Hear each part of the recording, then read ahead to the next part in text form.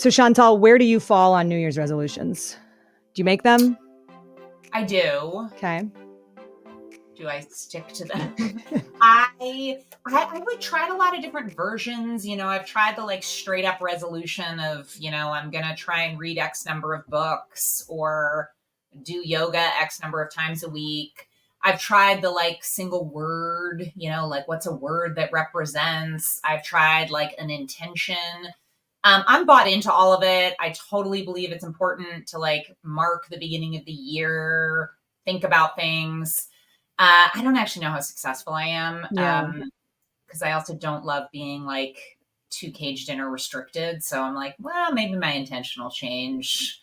Maybe I just like watching TV more than reading books. So I don't know. I'm not a model in it. What Yeah, about you? I don't know anybody that is a model in it. And I will say, you mentioned kind of the different versions. My friend Yogi Roth, who's a colleague and a dear friend of mine, helped me. He introduced me to the word. You pick a Yeah. word or two, and that's sort of the theme and what you try to embrace. And because this year is about embracing change, my life is about to look very different than it has the last 12 years or so. I think I'm going to go with like adapt or like enjoy the ride or, I don't Yeah. know, something about embracing change.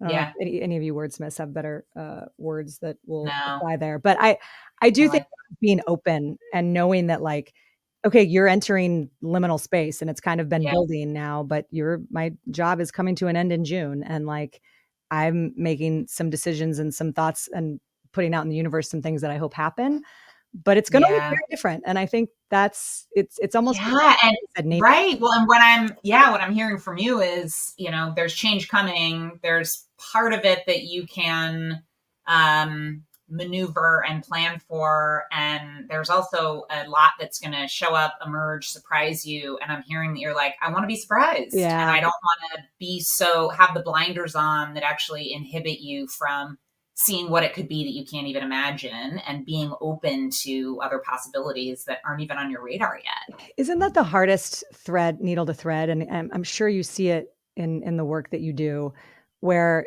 you know that you need to take action in order to create things that you want to happen, right? Like life is about making things happen, creating action, making decisions, and following through on what you say you're going to do. All of that, yes. And I also think I see people sometimes who push so hard to make that, and like the grip is so tight, and it's like, oh, I got to do this. I got to make that. Oftentimes, like the best things really do end up coming to you and Yeah. you can't force them. And so there's this like push and pull, this yin and yang of letting go, like taking action and being, in charge and accountable for what happens in your life, but also being like, hey, what wants to happen here? and Yeah. leaving space for it. And I think it's hard. I'm trying to myself be in that dual space right now. And I wouldn't say that it's easy. It's like a constant recommitment every day to be like, okay, what are you doing? And also be open to it. Yeah. Well, also layer on, because I see this a lot. I mean, I certainly see it a lot in myself. I see it a lot with my clients, with this, what can be, this binary thinking of like, I have to take action. Like that's what successful people do. They like grab life by the horns and they make a plan, and then they have milestones and they set goals and OKRs. And like, that's kind of how we orient, especially kind of in this culture that we're in of, kind of like professional success. And when I oftentimes work with clients, right, which is the topic for today, is around this binary thinking. It's like, well, what happens if you didn't do anything? Yeah. What happens if you did let go? What happens? I mean, a word that makes many people uncomfortable, but that I really love is like, what if you surrender?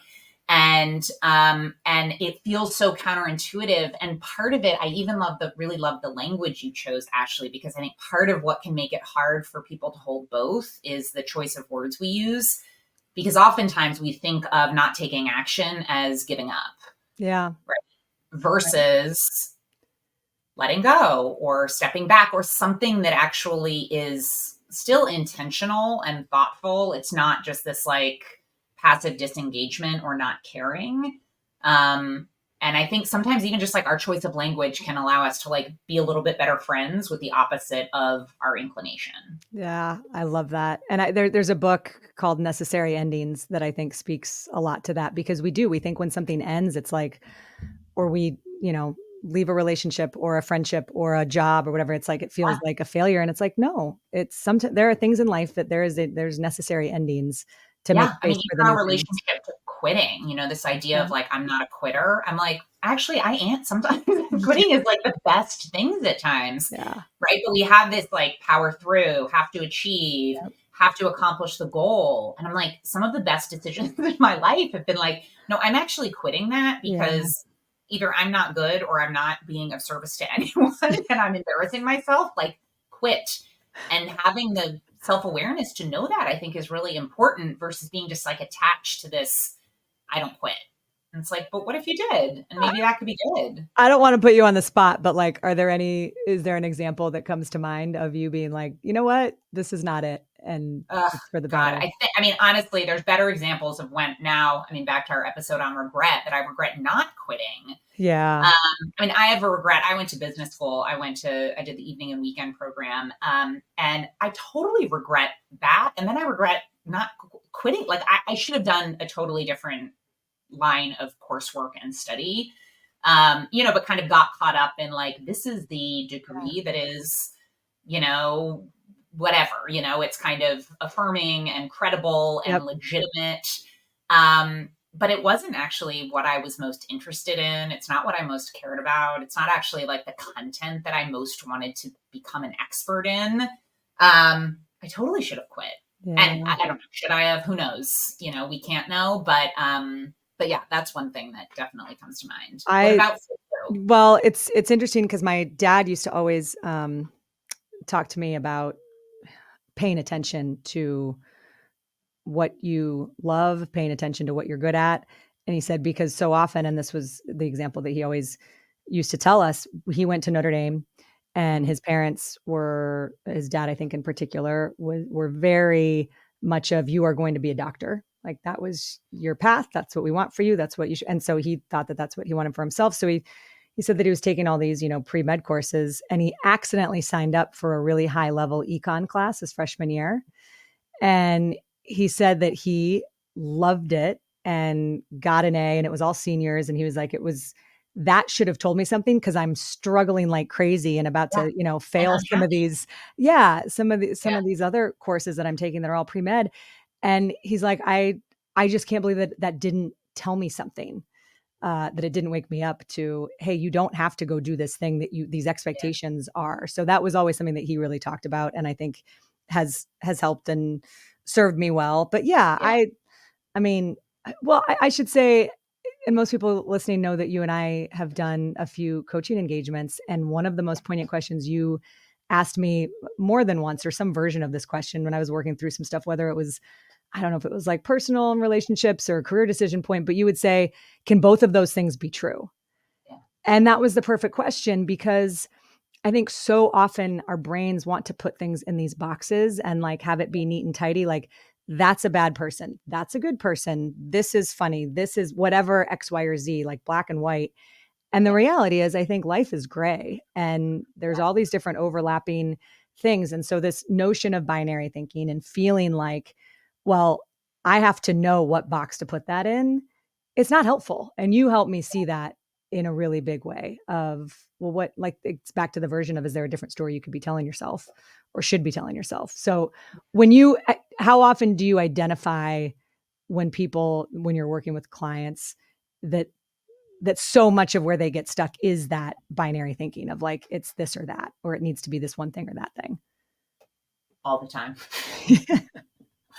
I mean, like Yeah. you said, it's a human tendency, right? It's very like literally we are wired we want certainty and we want clarity and we work overtime to find that. And the idea of it being both, or the idea of it being gray or nuanced, is really unsettling to us. And so it's much more comforting, literally just in our bodies. Like our nervous system is much happier when I know for sure that that person is good and this person is bad, or Yeah. that this is the right decision and that's the wrong decision, or that it is good to strive and bad to take my foot off the gas. Like, and the idea of sitting with both, I think, is a really pretty sophisticated way of operating in the world that many of us are just either ill-equipped or scared or just aren't even aware that that's something that could actually be helpful to us. Yeah. And I think you've talked about this too, of sort of this notion of letting all things be true, right? Like being able to embrace and hold that there's beauty in pain, and that, all of the light and darkness, all of those what seem like opposites are kind of where the good stuff is at, like that's the way I think about it. Like that's where the magic can be. Because life is never, you're never, oh, I'm just happy. Like I think we're chasing this feeling of like everybody wants to be happy. But like happiness is just being able to acknowledge like what you have, and gratitude, and noticing and paying attention to these moments that are Yeah, beautiful and they're fleeting, right? Like yeah, so many of those, I know we've talked about glimmers where it's the opposite of a trigger. yeah, Like you have this moment where you just see, whether it's with I notice it with my kids a lot of like, hey, I am just loving this exact moment right now in my life, and I'm grateful for it. And there's all this other stuff that I'm going to have a different experience and a different emotion in 5 seconds probably. But it's just like paying attention to that and knowing that it's all of them are fleeting. So when you try and help people work through understanding how to let all things be true, like what's the biggest hang up, or how do you help people kind of break through and understand that? Is it, and then part of it just naming it? yeah. It's a good, well, part of it, like the story that comes to mind that I'll tell about a client makes me also think about the story you just told about your dad, right? And being at Notre Dame. And oftentimes the way that we orient the world or the way that we see things are the things that we have been reinforced or validated for, or the way that we have like earned and received love, right? And Mm. so if I don't know the complexity of the story about your dad, but it's like this was the path that his parents had set up for him. And so it was pretty risky for him to switch to econ when it felt like this is, it wasn't explicit. It's not like we won't love you if, but there's this undertone of this is how you receive our approval, and this is what we want for you. And so that can feel really risky to disrupt that and suddenly see, wait a minute, maybe something else can be true too. Yeah. And maybe there's a way that I can pursue what I want and still get and receive love from people who are really important to me. So, for example, like a recent client of mine and we've talked about this on this podcast before too, but I did a 360, which means I gather data and information from, people that my clients direct me to in order to solicit feedback so that I can then share that with the client, right? And for some clients, it's just affirming of what they know. And there's some different things that are, kind of helpful for blind spots. And for other clients, it's really surprising or jarring or disorienting or profound. Like there's, of course, in the spirit of all the things, it can be all the things. And so this one client in particular, was raised in a household where they debated. Like that's how the family communicated. It was a very intellectually rigorous home, and there was a lot of value put on how much you could kind of argue your case Wow. about small and big things. And that's kind of how you fit into the family dynamic. Well, fast forward, you're a professional that has been rewarded for that because you're kind of, your ease with the English language is very evident. You're smart, you're quick, you're concise. And then you're repeatedly rewarded until you get to a point where suddenly it's starting to affect relationships because people want to collaborate. They don't want to debate. And so in his 360 feedback, it became clear that it was starting to affect relationships. But there wasn't a sense that people could tell him directly because it felt like, is it going to be met with debate? And so much of the work that we've been doing so far is about like, what is the beauty in debate? And what is the shadow in it? Mm. And like, what is at risk for you if you actually invite just like listening and collaboration and still keep that debating part of yourself? But how do we just kind of widen the aperture to allow other parts of you and trust that you will still be worthy and appreciated and successful? But that can feel fundamentally a risk for people. Yeah, that makes so much sense. How did he receive that feedback, by the way? Like, I know we've talked about just 360s can be jarring or with Huh. different, yeah. Yeah, I think it's really, I think it was challenging. And for someone who is really eager, who cares about relationships and people and wants to grow, I think there was like a lots of gratitude for it. But I think it's really hard when we do have kind of a binary view of what we think or know works. And then the world starts to tell us, actually, no, it's not as simple as that. Yeah. You can't just operate on kind of one dimension. Actually, relationships and the professional world and our personal lives like require us to be a little bit more nimble and nuanced. And we can kind of quote unquote get away with it to a point until it's like, no, you need to be able to debate and collaborate. You need to hold your ground and listen to someone else. Like, and if you don't, you can make that choice, but there probably will be then just increased pain that you feel in some form. Yep. Yep. I mean, I that's why I think the power of a 360 is so unbelievable, because so much of how we see ourselves very often is not good and bad, is not Yeah. how other people necessarily see us or experience us.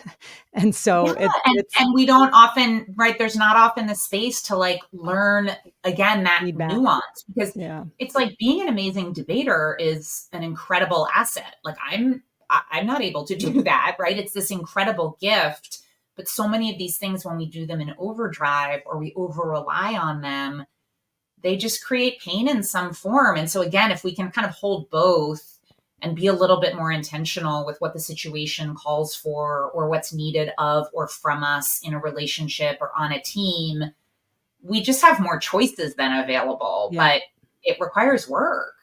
Yeah, I amen to that. And I think one of the other things that you've talked about that I'd love to dive into, it's right in line with this idea of binary thinking and trying to let all things be true. But this notion of like we all want to be extraordinary, right? Like everybody wants to be special, have this specific light that they put out in the world, and I'm achieve these things. Like I want to be somebody who is remembered, and I think there's also something to be said for being ordinary, and maybe, and that's that word, it comes with a lot of, I think, Oh, I know. emotional I feel it's baggage. so unappealing to so many people, Oh, right? It so feels like unappealing, like, selling don't be out or ordinary. something.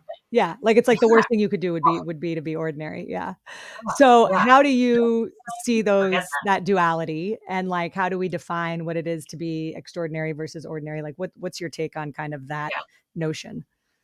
Okay, I'd love to flip it on you first and then Yeah. I'm happy to answer. But what for you, let's presume that us and the listeners can understand what could be like awesome about being extraordinary. Sure.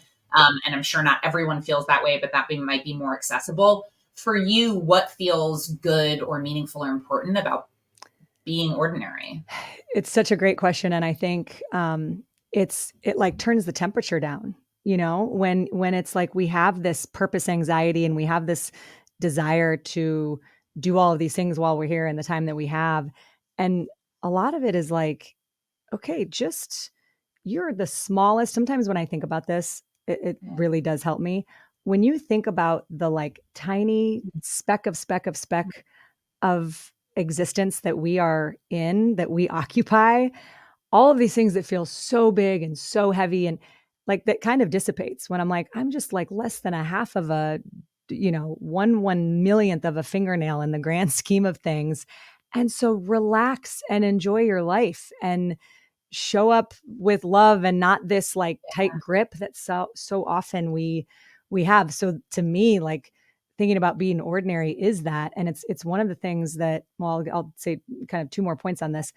um, we've talked about moving abroad, right? And how fundamental that was for you in your life, and how some of the regret you have is that, you're not going to have that experience, and your kids aren't going to necessarily have that experience, which I still think remains to be seen. I mean, you never know. I'm not going to say never for Keep that. coaching me, Ashley. I love Yeah, I'm going to keep putting that out there. it. Yeah. But I talked to Chris a lot. My brother and my sister-in-law went abroad to Switzerland for a year last year, and we went and visited them twice, and we stayed for almost a month in the summer. And that experience of being in a foreign country and no one knows who you are or what you're supposed to be doing or where, and no one really cares. And it's just, you get to sort of experience life without all of the expectations that you might Yeah. carry around on any given day. It was so freeing. And one of the reasons why I've said to Chris, like, I really want to figure out if we can go abroad, because I Yeah. think it's allowing yourself to feel, it's reminding yourself that you are a really small piece to this way bigger puzzle. And it is not on you to save everybody, to do all the things, to have a, top 5 podcast of all time. Like, it's not just do the things that you love and show up for the people that you love. And it's as simple as that. So I think, to Yeah. me, that's why this notion of being ordinary is really Yeah. lovely. And the last thing I'll say is one of my favorite books that I've read on raising kids. It's called Blessings of a Skin Knee. And it's Mhm. this woman who is Jewish, and she writes about kind of the Jewish traditions and ideals around parenting and raising kids.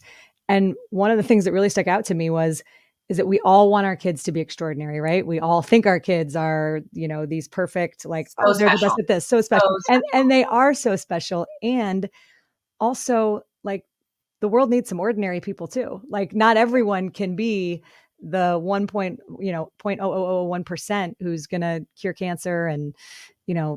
figure out how to get us to the moon and solve climate change. Like, we need people who are just going to show up and be ordinary. And Yeah. and so that was when I read that, I thought, you know what, because it takes your pressure off the kids too. Like, we all put pressure on our kids, I think, we don't mean to, but I think we do. And that, at least I do. And I think that when I read that, I was like, you know what? Whatever you decide you want to be, Collins and Cora, like, I just want you, and this is something my dad said to me too, like, go be the best at it. If you want to go Or drive not. a, Or just be okay at or it. just be okay at it, but just care. Like, This is you right, know what I this mean? is Like, actually yeah, but all you're pointing to is so much of this tricky nuance yeah. that I amen and yes to everything you just said, like, But so hold on, eloquent, so you're so right that I just completely undermined that entire point by what my dad would always say, but be the just best be at it. excellent. Yeah, right, be the best. And again, but this is where it's so tricky because Yeah. our inclination is to just still gravitate towards one side or the other. And again, it's not to say that like one side is always bad and never, always be in the space in between. But it's like what you're alluding to is just how hard it is to toe that line. Like, I want to send the signal to my kids, you are so special and you are not special at all. Yeah. Both of those things are true. And that's really hard for an 8-year-old to hold on to. So I'm working on it with her. But like, how to kind of, I love you just as you are. And we're all growing and a work in progress. I don't know if you do any of the Peloton workouts, but I love how Jess Sims always says how like you're a masterpiece and a work in progress at the same time. And I'm like, That's yes, I perfect. am. Yes. But I think that's why it's so hard to hold both. And even Ashley, I loved as you were talking about this idea of, extraordinary and ordinary and like the pace of your voice, your body language changed at this relief that can come with being ordinary, something that we oftentimes culturally associate with boring, bad, underachiever, like so many negative connotations. But if we sit with it, it's like, wait, no, there's these amazing gifts in being Yeah. ordinary. And if we embrace how insignificant we are, there's so much research now on like that's where you can feel awe and wonder and creativity. And so there are these gifts kind of on either end of the spectrum. But it's just really hard not to get trapped because we want the clarity and certainty that there actually is a right way. Yeah. And there's not. Yeah. I think that's so true. There is, my brother is Colin's, my oldest son, his godfather. And when he was baptized, he got him this, obviously if you're listening online, you can't see it, but I'll explain what I'm holding. It's called Oh, a, Kintsugi bowl. And okay. I don't know if you've heard about Kintsugi, but it's like this 15th century practice, art that means to join with gold. And Mm, so what they will do is they will take, that you do it with everything. I've seen jewelry, I've seen, vases. This is a bowl. They would take mm, something beautiful and they would break it.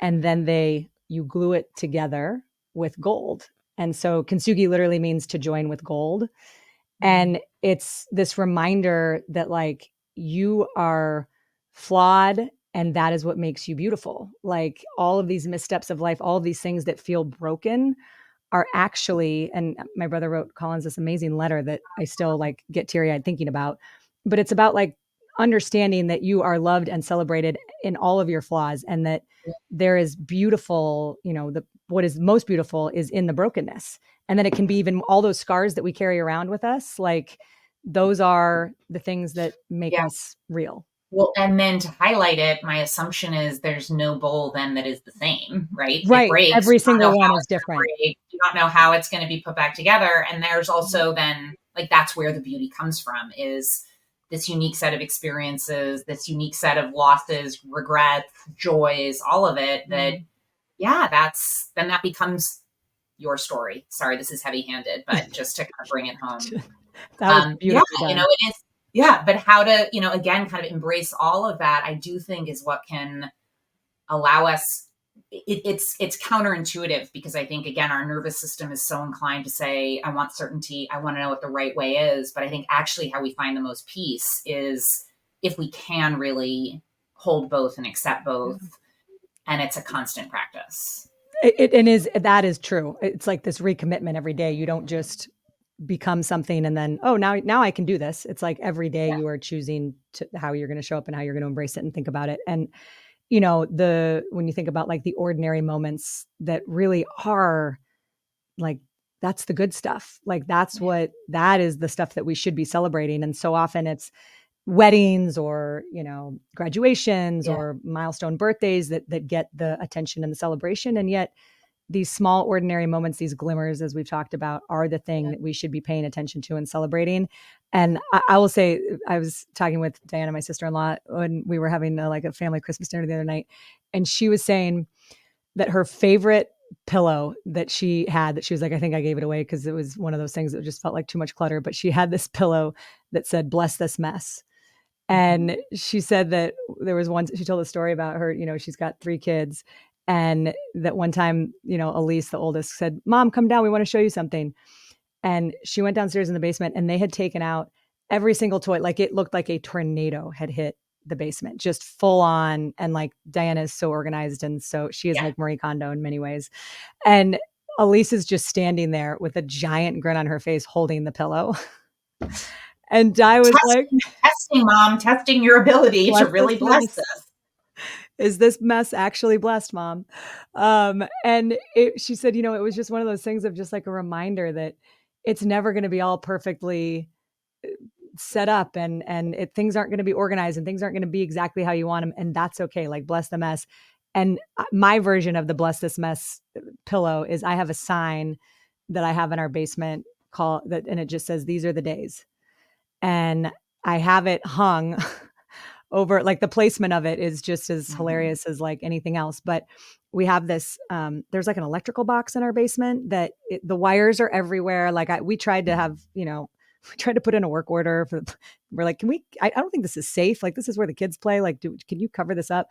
They were like, no, we don't have anything to cover. But so I just hung this picture over that hot mess, and you can still kind of see some of the wires sticking out underneath it. But it is, every time I look at it, and there's usually a million toys everywhere and like it's chaos down there. But I think I'm like, these are the days, and I am in the good old days right now. Like, I know that and I feel it. And it's the reminder to yourself of like, you're not climbing the mountain to get to the top of the mountain. Then all of a sudden you're like, this is it. We made it. Like, no one ever makes it. Yeah.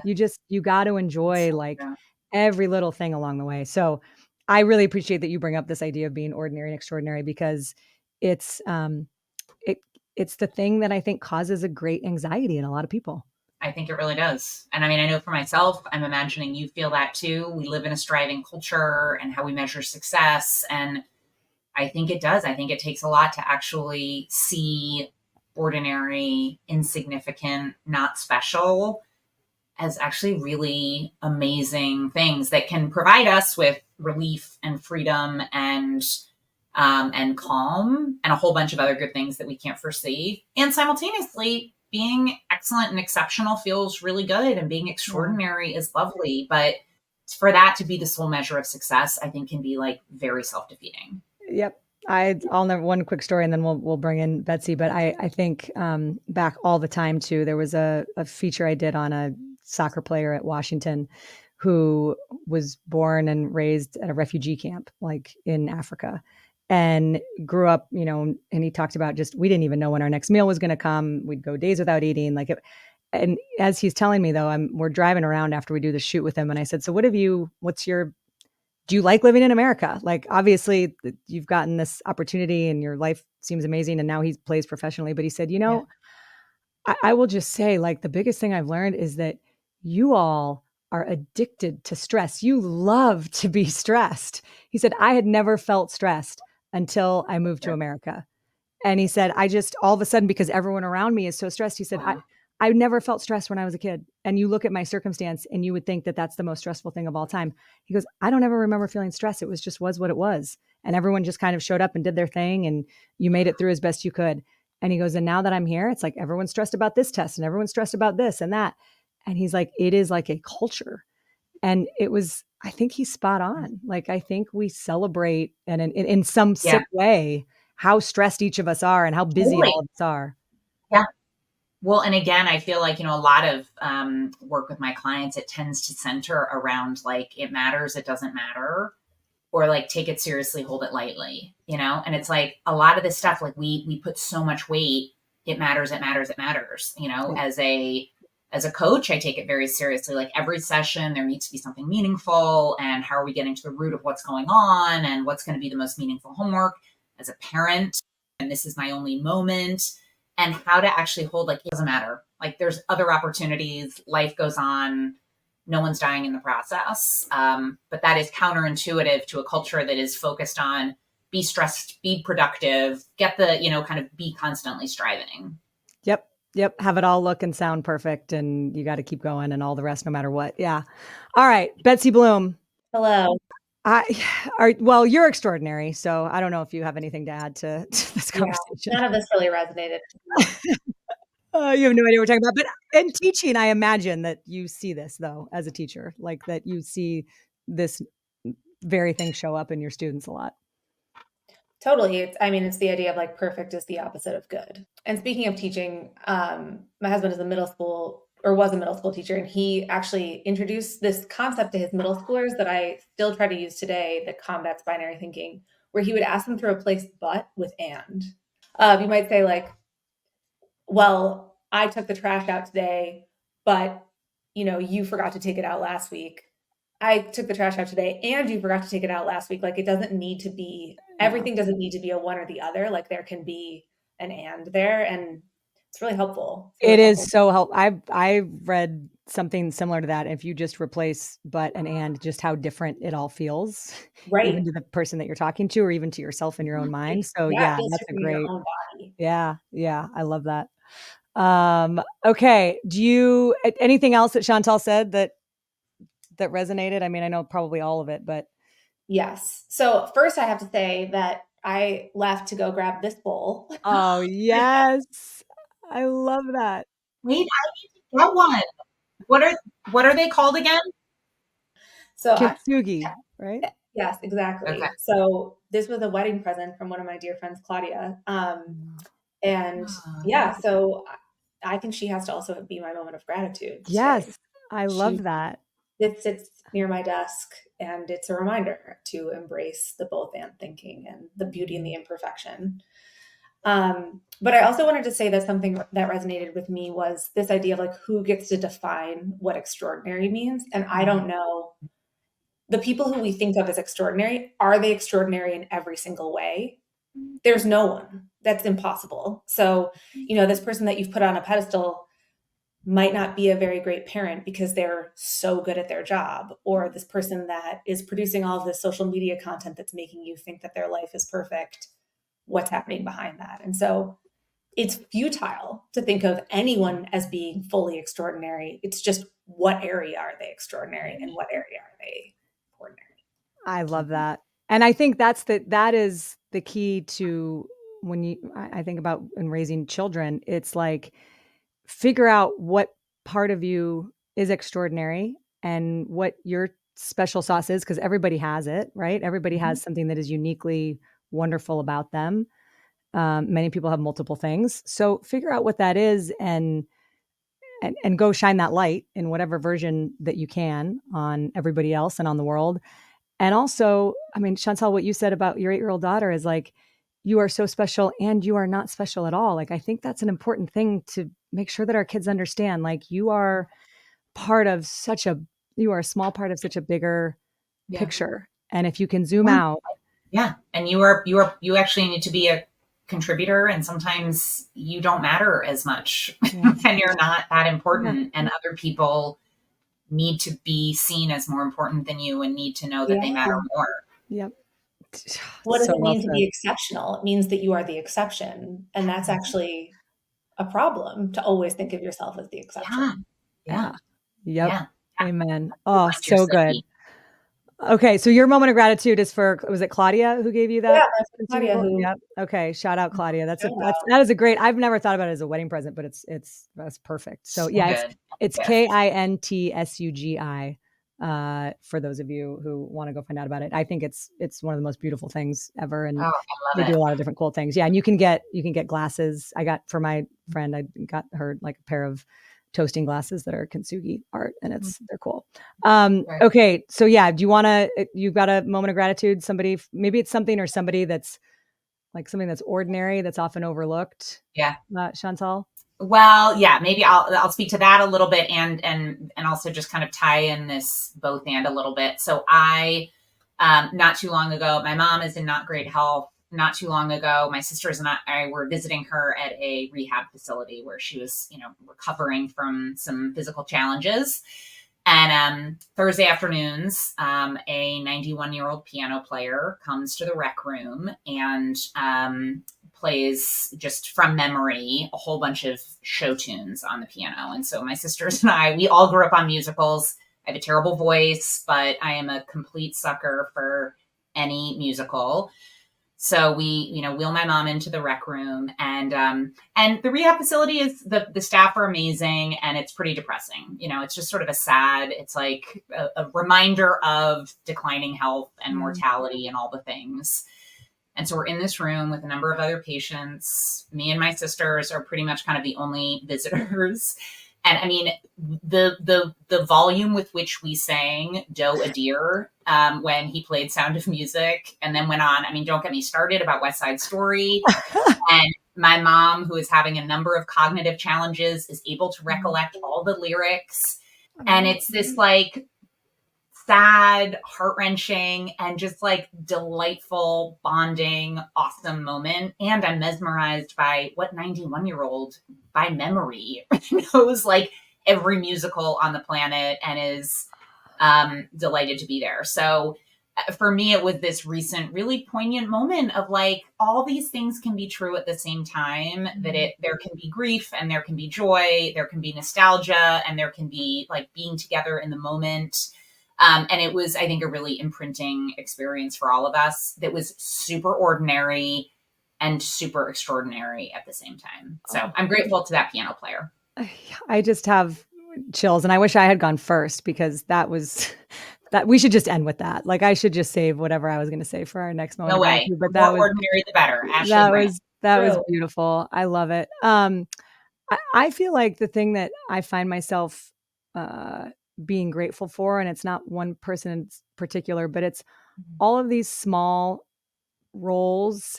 And I say small in my life, it doesn't feel like a major role. So I'm thinking about our mailman, who's delightful and is always so kind and smiling. And I just see him out there working his butt off in rain or sun or whatever.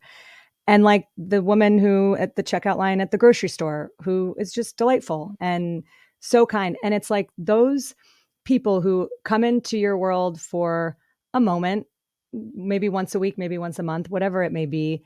And just like seeing them for who they are and acknowledging probably what they have going on behind the scenes. And just, there was something I read once that has really stuck with me about if you could, and I'm religious, I'm Catholic, but it's like this notion of if you could wake up every day and think like, God, who do you have for me today? And know that everyone in your path is for you and you are for them, in whatever mini moment that may be, just how differently you would kind of show up and treat people. And so I am grateful for all of these people who make my world go around, who are, so often kind of overlooked and taken for granted. And I think are deserve to be celebrated and acknowledged, and like thinking like, man, if I actually took the time to think about all the things that people were doing to make my world what it is, like I I wouldn't be able to do anything other than just sit down and write thank you notes for the rest of my life, because Oh my it's like, God. yeah.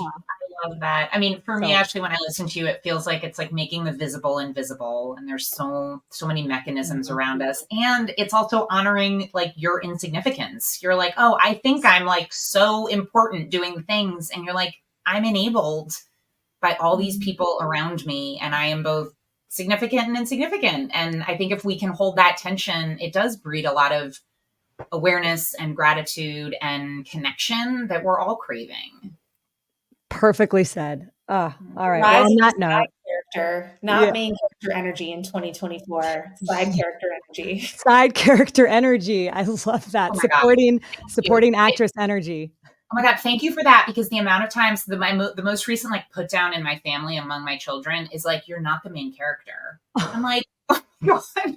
So I will now be like, thank you. You're right. I am the understudy and I pride myself.